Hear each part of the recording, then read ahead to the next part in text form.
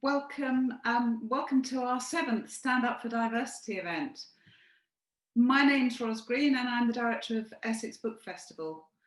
We're delighted once again to be working with Essex Cultural Diversity Project on another Stand Up for Diversity event. Our Stand Up for Diversity events are very much about collectively celebrating the many different and diverse voices involved in the arts and heritage sectors and in our communities in Essex and beyond. I'm pleased to say that we have some brilliant speakers with us tonight who've been invited to give 3-minute mini talks. For this particular event, we are interested in discussing diversity within museums, libraries, archives and collections. And all of our invited guests will be talking about this as a general theme. We've also added, I think very importantly, the subtitle Defining Legacies. What are the stories we tell about ourselves and others, who gets to tell them and define them, and whose responsibility is it to hold these for generations to come.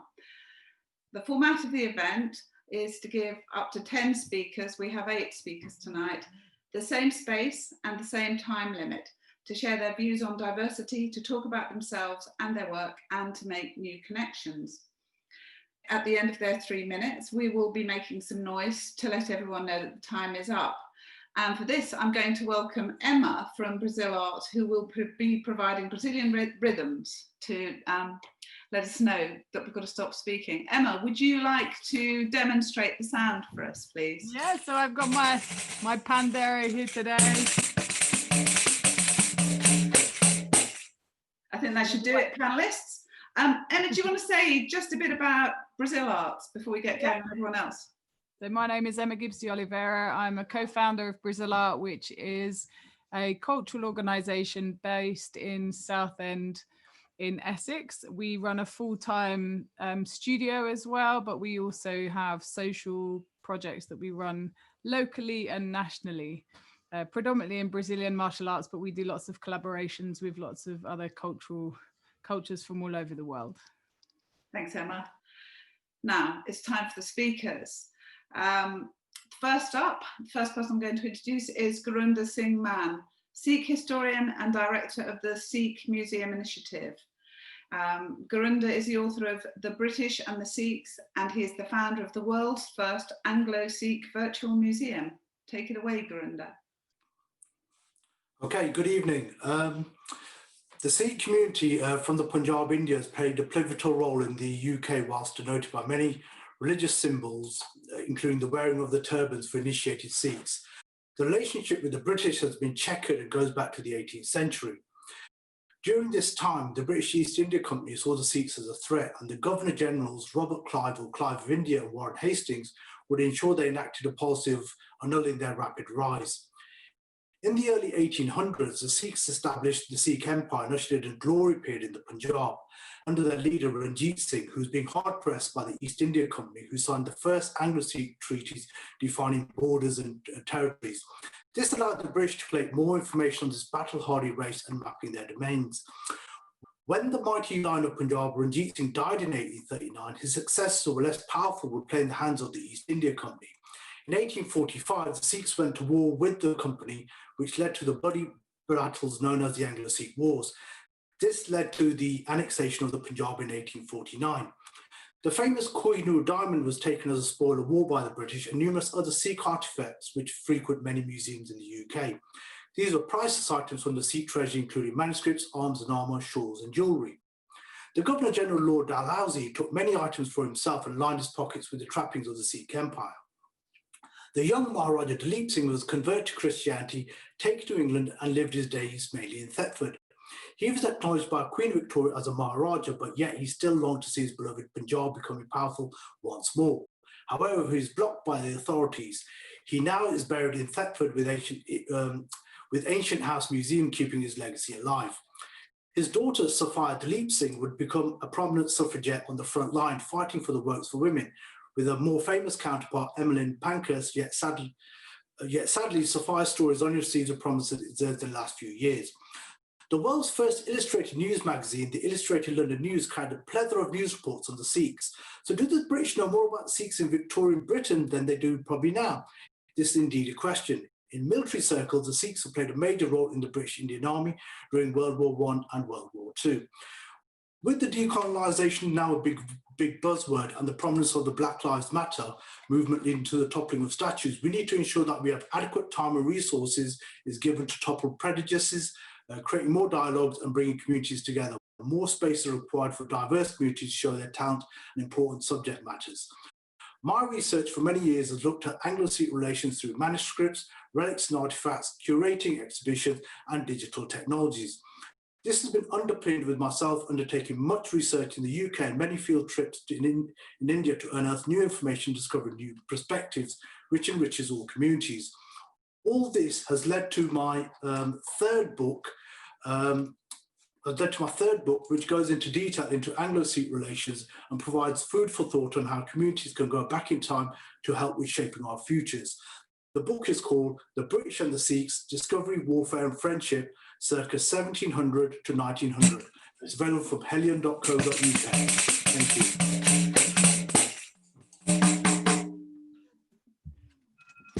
Thanks, Emma. Thanks, Gurinder. Next up, TARAN SINGH, 3D artist, director at TARAN 3D, also from the Anglo-Sikh Virtual Museum. TARAN will tell us more about the Anglo-Sikh Virtual Museum, reclaiming our histories, and how to bring collections to life through technology. Hi, my name is TARAN SINGH. I'm from Birmingham, and I'm a 3D artist. And what I'm going to be talking about today is reclaiming our heritage using digital technologies. So a lot of the time when we look at relics and artifacts in museums that are related to minorities, they're usually given in a context from the modern British view. So for example, the Kohinoor diamond from Punjab, we see it in the context of the Queen's crown, but we never really see in its original form. So we came up with the idea of using digital technologies to be able to recreate the objects, how they would have looked at the time. So we were very successful in reproducing these objects and making them look real. We did this by approaching museums and private collectors and overcoming a lot of issues with insurance and costly kind of transport issues with relics and artifacts, and then creating digital replicas using various digitization and scanning techniques. We found we were able to create quite realistic looking objects with realistic looking materials that reacted to light using actually game technology to do this. We primarily do this by using traditional CAD software to kind of reproduce objects, using photographs as reference. And just as an artist would paint a painting, we create a 3D model of these objects to create a realistic replica. The advantage of having a 3D model is that we can actually produce pretty much anything. And we were able to produce bits of jewelry, but also show them in the correct context as well, to how they would have been worn on the hands. We were able to put these objects onto touch screens, and these were quite successful with young people. So trying to engage new audiences, especially young people who aren't used to kind of going into a museum and having a passive experience looking at an object behind a piece of glass. With this, they're able to interact with the objects. We were also able to create an augmented reality version of this, where you could get a tablet and look around the object and explore it by walking around it and putting the object in the room. One of the main things that we did was actually use a VR headset and put the objects in there and allow people to pick up the objects. And this was particularly exciting for young people because they were able to kind of interact with objects that they would normally not be able to touch or hold. We took this around to schools and colleges, universities, community centres across the UK, and we get really good feedback from young people. They're quite digitally native and they're used to these technologies. And so we've actually digitized up to 30 objects, and you can find them online on our website, anglosikhmuseum.com. And I work with Gurinder Singh, who just spoke before me on this website. So you can have a look at the objects on there and experience them. Thanks, TARAN, that's wonderful. So next up is Ben Pates, Collections and Learning Curator from Culture to Museums. Ben is going to be talking about some of the ways the museums have been representing different communities and telling their stories through collections and displays. Hello. One of the kind of key things that we are trying to really achieve in Colchester and Ipswich museums is looking at representation. So kind of one of the worst things that can happen really is if you go into a museum and you don't see yourself represented in those displays. Now, we know that Colchester as a town is incredibly diverse, and Essex has lots of diversity across it. And so we're working to try and improve the representation we have in both our permanent displays and our temporary displays, and in terms of the things we provide within the museum engaging with our collections. So in terms of the temporary displays, this started quite a few years ago. We've been working at this long before I even was working in Colchester museums, but trying to look at the different types of people that are represented, and that started with an exhibition I did a few years ago called We Are Colchester, and the premise for that was looking at a single object and how an object can tell a person's identity. That can include a whole range of different characteristics. We also had And What Came of It, which was our exhibition in Holly Trees last year, which was using the focus of a handkerchief and women's rights in the 1800s and how that has changed in the following 100 years. Last year, we had our first major exhibition in a long time, Adorn, which was looking at mainly jewellery, but in the ways in which people adorn themselves in different ways. So we also included tattoos and piercings and various other things. And we wanted to ensure that the people of Colchester today were included in that. And not just that, but we wanted to ensure the diversity that exists in Colchester was represented in the people that we decided to showcase. Currently, we have a display of banner-ups in Colchester Castle. Colchester Castle is the only venue that we have open at the moment. And those are looking at the Windrush generation. We hoped to have done this in a slightly bigger scale for Black History Month this year, but unfortunately due to the current situation we weren't able to. But we're really glad that we've got some of these banner ups in the castle sharing more recent history, in particular relating to kind of Black history, which is something that we appreciate is very underrepresented in our museums. And this is kind of leading into the more permanent changes that we're looking at. So I myself have developed some LGBTQ+ tours of Colchester Castle. We're hoping to develop some Black history tours coming up in the future. But looking at stories, we're kind of calling them hidden histories, things that aren't actually currently visible very clearly to our normal visitors. We're also running a series of talks, digital talks, starting next week. Next Wednesday is the first one, looking at how museums have been decolonising and democratising their collections and their museums. So we're kind of hosting this virtually, but we've got Science Museum, Manchester Museum, quite a few museums across the country taking part. So if you have any questions that you'd like to ask about some of the things we're doing, I'm here, or you can contact me when you'd like. Okay, next up is Beth Wilkey, Museum Development Officer for Essex and Colchester Museums. Beth works across Essex to help museums diversify their governance, workforce, users, income, collections and public programming. Over to Beth. Hi, thank you. Yeah, I'm Beth and I'm the Museum Development Officer for Essex. And as Roz said, I work across the whole county, providing museums and heritage sites with hands-on support, information, advice, helping them to develop in any area of museum work.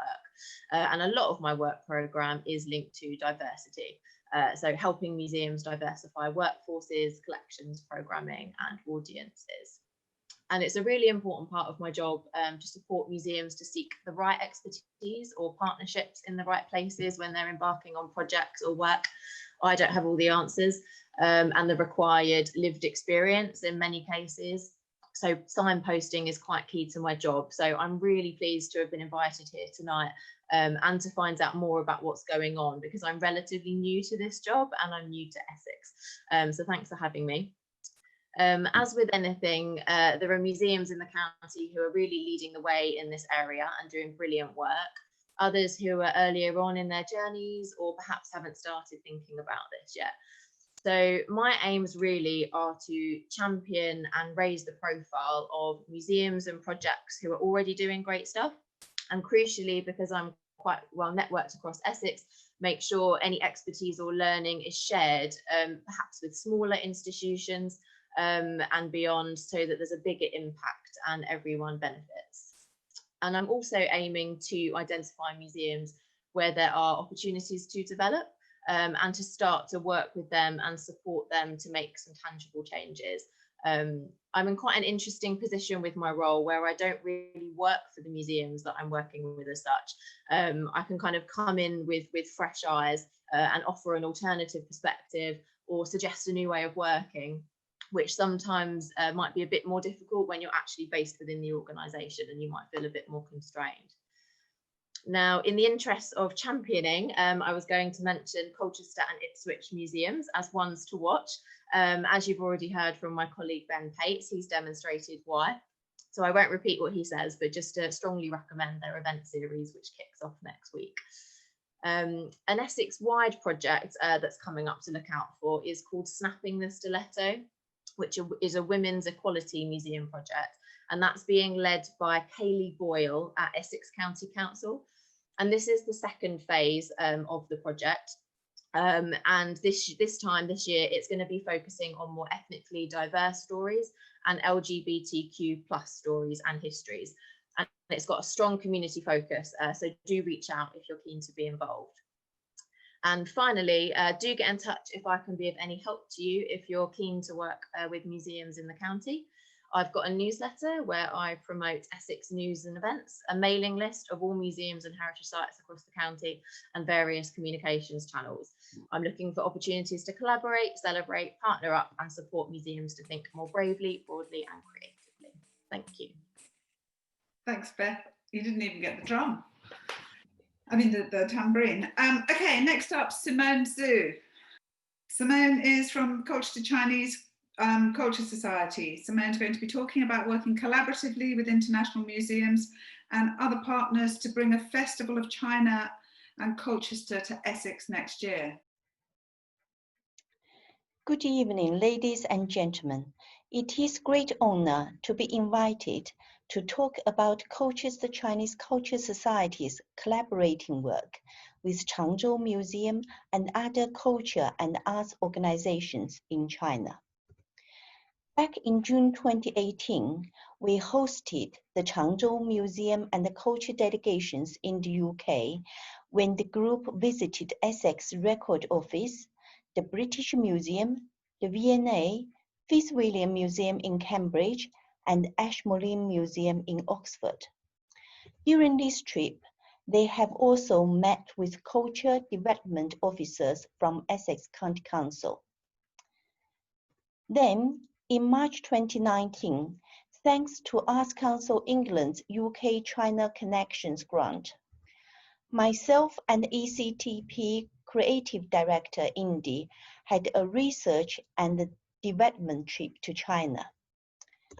This visit has helped us to develop links and explore opportunities with a range of arts and heritage organizations, including the Palace Museum, Senior Chinese Painting and Calligraphy Research Association, Jiangsu Performing Arts Group, Jiangsu Qipao Academy, and most importantly, the Changzhou Museum. Apart from meeting with arts and heritage organizations, we have visited the amazing Great Wall of China, the Forbidden City, Palace Museum, and the Summer Palace in Beijing. In Changzhou, we visited Grand Canal Changzhou section, the Tianning Temple. As you can see from the slide, the Tianning Pagoda is the tallest pagoda in the world. We have also visited the Salt Lake Museum and toured around beautiful Changzhou city by night. In partnership working with Essex Culture Diversity Project, we as Colchester Chinese Culture Society are planning to deliver the Festival of Colchester and China in 2021. Working with a range of partners in the arts and heritage sectors to celebrate culture and heritage links between Essex and China. The event will engage and celebrate large established Chinese community in Essex, particularly in and around Colchester. I hope this will be a great event for us all to look forward to. Thank you. Simone, thank you so much. I'm really looking forward to next year and the festival. Next up is Maya ANTOINE-ONIKOYI, who is our fabulous new youth and diversity advisor at Essex Book Festival and the founder of Maya's Education Project. Maya's Education Project donates books on Black history and diverse literature to children and libraries. It's a very, very exciting project. Hi, Maya. Hi. Okay, so I am Maya ANTOINE-ONIKOYI, and as was said, I am the director and founder of Maya's Education Project. I started Maya's Education Project in June after I had a lot of non-Black people asking me what the next step was in educating themselves surrounding the increase of attention towards the Black Lives Matter movement. And I found that rather than coming to Black people to be educated, it was a case of people needing to go out and educate themselves. So a lot of people couldn't afford to purchase resources, and a lot of people wanted to look at more diverse literature for their children. So I took it upon myself to start sending out books. I planned on sending out maybe 3 or 4 to help people out in a time where a lot of people are struggling for money and being made redundant and things like that because of COVID. So yeah, within a few hours, we had over £900 in donations. And now, a few months later, we have sent out just over £5,500 worth of books to individuals and schools across the UK, North America, East Africa, and there's one more that I'm forgetting. But yeah, so the main reason that I do this is because Junot Diaz, a great author, said, if you want to make a human being into a monster, deny them at the cultural level any reflection of themselves. Now, Black children, such as myself when I was younger, we have been denied being able to see ourselves in history books, on television, and everywhere else that other people can see themselves so easily. And by not allowing us to see ourselves portrayed in positive lights, we are being made to see ourselves and be seen as monsters. Black people are not monsters in any form of the word. And there is no way that you can help a cause that you know nothing about. If you've been raised and you have been taught to learn that the only thing that is correct about Black people is what you see in the media and what you see in your history books, it's all whitewashed and it's quite negative. So by receiving the necessary resources and avoiding dramatized Black trauma that you see on television and in Hollywood movies, you need to go out there and read Black experiences written by Black people in order to understand us so that you can help. It's not good enough to simply not be racist. That is the bare minimum for human decency. You need to be actively anti-racist and teach yourself what you need to unlearn so that you can relearn how we deserve to be treated, need to be treated, and the change that needs to be made. Our children and non-Black children need to see that Black people are being portrayed positively so that they can grow up to treat Black people how they deserve to be treated and not how they're currently being treated. And that won't change unless everybody actively educates themselves and the younger generation. Thank you so much, Maya. It's incredible what you've done in such a short period of time. Thank you. And there's so much more to come, I have no doubt. So next up is Tom Cross, artist and recent ECDP commissioned artist for Aylesbury Library. Tom is an artist interested in story, as well as a creative catalyst for libraries, exploring the creative potential and social importance of these very special places. Tom, you're up. Right. Yeah. Right. So I'm a storyteller. My reason, I'm a visual storyteller because that's what I'm fluent in. I'm fluent in pictures and animation, printing and drawing. The piece of work I did in Buckinghamshire was for Aylesbury Library, and it was called Soap and Porridge. The reason it was called Soap and Porridge was because that's one of my first memories of my grandpa's house, was the smell of soap and porridge. And I basically created an open question which I could then ask other people in the library. I invited in a brilliant writer called Aoife Mannix, and me and Aoife and the library team worked with each other and with the users. I also went out and outreached and worked with the community around me who were really responsive, because what I've learned is you've got to go to people rather than just expect people to come to you. And we made a story about all our different memories, and what I did is reacted to Aoife's craft of text by making imagery through printmaking, and then what I showed was one process of storytelling. So I showed the printing blocks, and I made light boxes out of the acetates you use for screen printing. So I was going with the grain of a library and what a library does. As I mentioned, I've been a creative catalyst in other libraries, and I spent a year, 18 months in libraries in Gloucestershire.